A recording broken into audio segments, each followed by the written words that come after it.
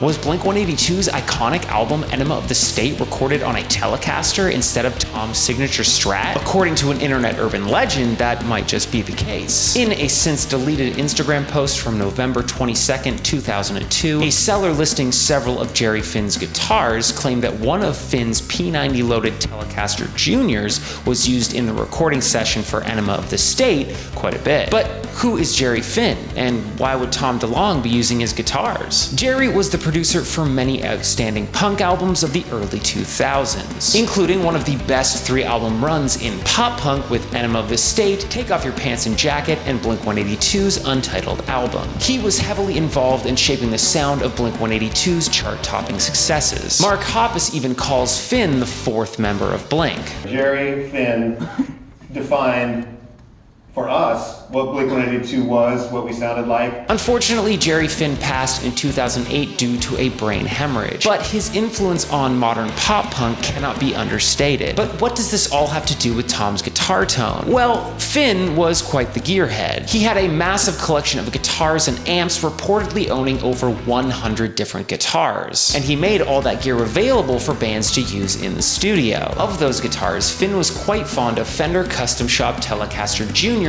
loaded with P90 pickups. In 2015, a catalog was posted on his Facebook page showcasing some of Finn's guitars, including several Tele Juniors. Some of those same Tele Juniors made their way onto Reddit in early 2023 after user MattCade87 purchased them. And in this grainy photo, we can see Tom DeLonge sitting in the studio playing what might be one of the Tele Juniors from that catalog. Now, it's uncertain of the exact time frame of this grainy clip. It could have been taken anywhere between 1998 and 2005. But there's plenty of evidence that Tom never used his Seymour Duncan Invader-loaded signature Strat when recording, instead opting to use Finn's guitars in the studio.